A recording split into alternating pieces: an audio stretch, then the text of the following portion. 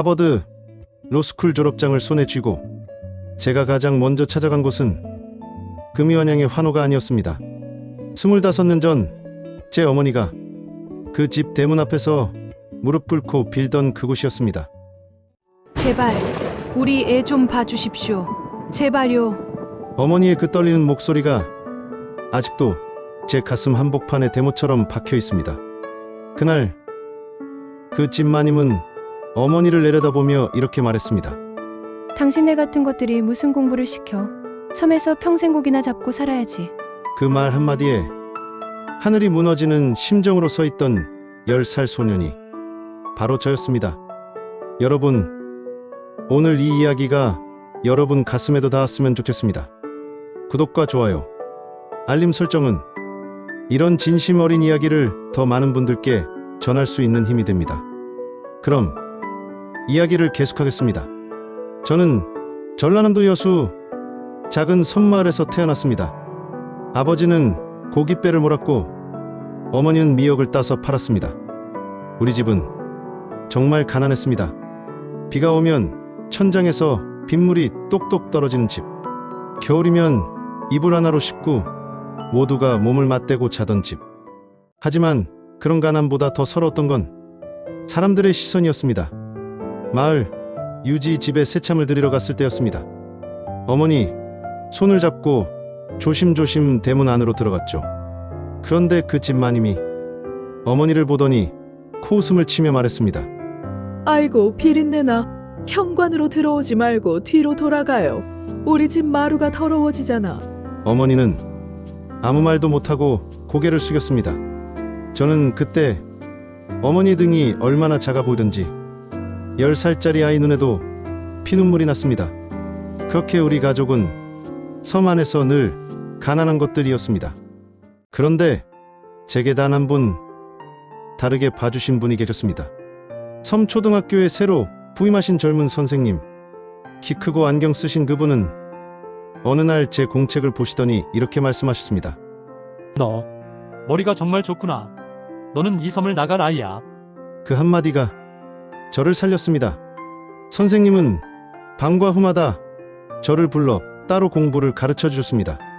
수학, 영어, 국어. 너는 반드시 서울대학에 갈 거다.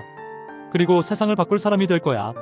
그 말씀이 제 가슴속에 불씨처럼 타올랐습니다.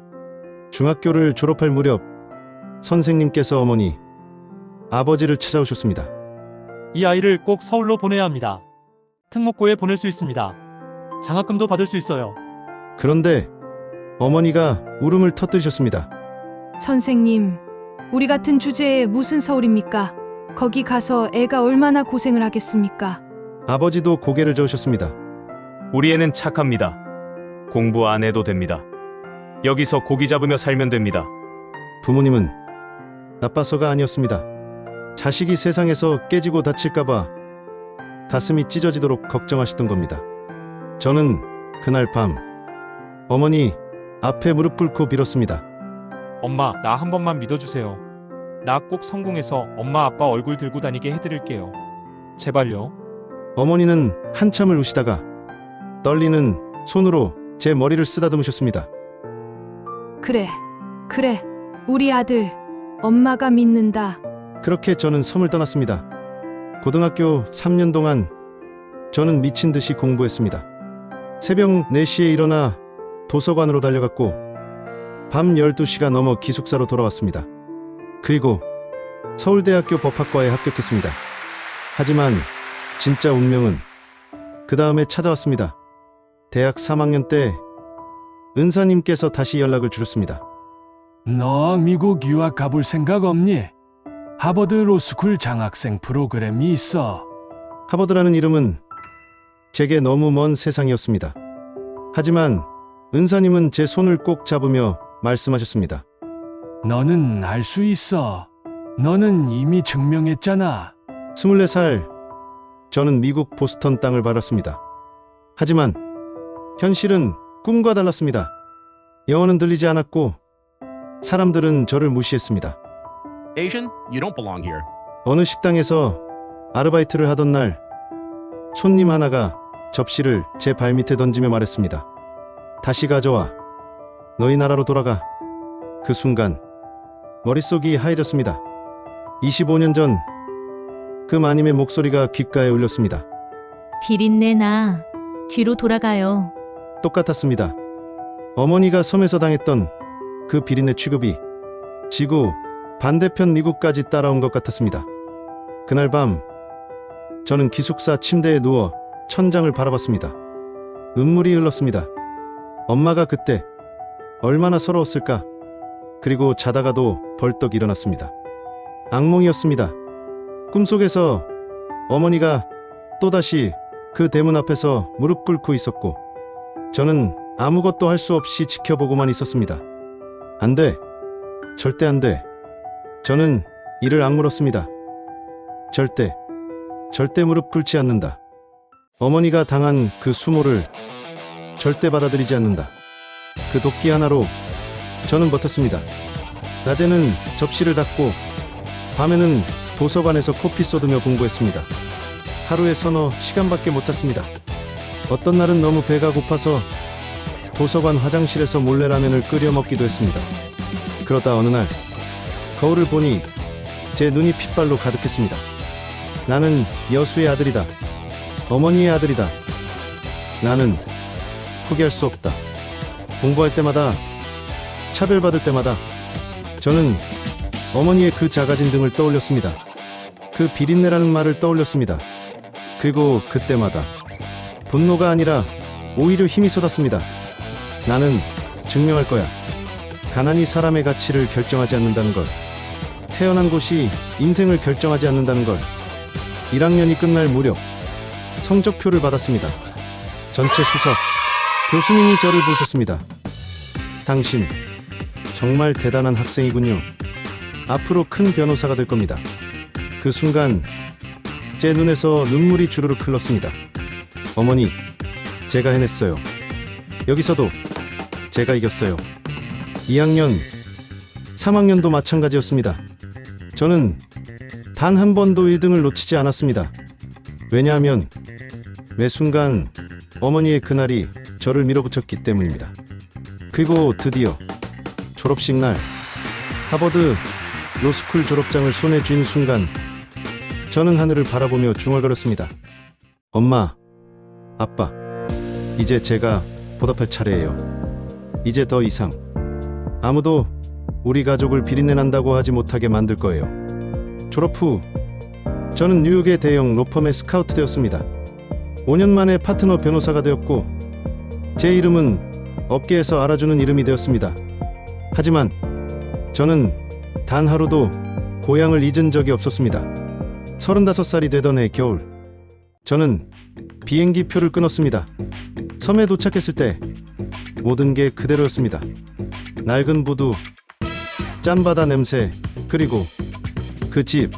25년 전 어머니가 무릎 꿇었던 그 대문 앞. 저는 정장을 입고 그 앞에 섰습니다. 초인종을 눌렀습니다. 문이 열리고 나이 든 그 마님이 나왔습니다. 그분은 저를 알아보지 못했습니다. 저 기억하십니까? 25년 전 여기서 어머니께 이렇게 말씀하셨죠. 당신네 같은 것들이 무슨 공부를 시켜? 라고. 비린내 난다고 뒤로 돌아가라고. 그분의 얼굴이 하얗게 질렸습니다. 너 그때 그 애? 네, 그때 그 애입니다. 비린내 난다던 그 아이가 이제는 하버드 출신 변호사가 되어 돌아왔습니다. 순간 그분은 말문이 막혔습니다. 저는 조용히 말했습니다. 그런데 오늘 제가 찾아온 건 복수하러 온 게 아닙니다. 어머니께 사과 한마디 받으러 온 것도 아닙니다. 다만 이 말을 드리러 왔습니다. 사람을 가난으로 판단하지 마십시오. 사람을 냄새로 판단하지 마십시오. 그 사람의 진짜 가치는 돈이 아니라 마음에 있습니다. 저는 고개를 숙이고 그 자리를 떠났습니다. 그날 밤 마을 어귀 작은 식당에서 부모님을 만났습니다. 어머니는 제 얼굴을 보자마자 눈물을 쏟으셨습니다. 아들아, 고생 많았다. 저는 어머니를 꼭 안았습니다. 엄마, 이제 괜찮아요. 이제 제가 엄마, 아빠 지킬게요. 이제 아무도 엄마한테 그런 말 못해요. 그 이후로 저는 섬을 위해 일하기 시작했습니다. 마을에 작은 도서관을 지었습니다. 가난한 아이들을 위한 장학재단을 만들었습니다. 그리고 예전에 저를 무시하던 사람들도 하나둘 찾아와 말했습니다. 미안하다. 그때 우리가 몰랐다. 저는 그들을 미워하지 않았습니다. 사람은 누구나 실수를 합니다. 중요한 건 그 실수를 인정하고 다시 시작할 용기입니다. 어느 봄날 어머니와 함께 바닷가를 걷고 있었습니다. 어머니가 제 손을 꼭 잡으며 말씀하셨습니다. 아들아, 엄마는 내가 자랑스럽다. 내가 성공해서가 아니라 착한 사람으로 자라줘서. 그 순간 제 눈에서 눈물이 또 흘렀습니다. 섬 소녀는 이제 어른이 되었습니다. 세상이 무너뜨리려 했던 그 소녀는 결국 세상을 품는 사람이 되었습니다.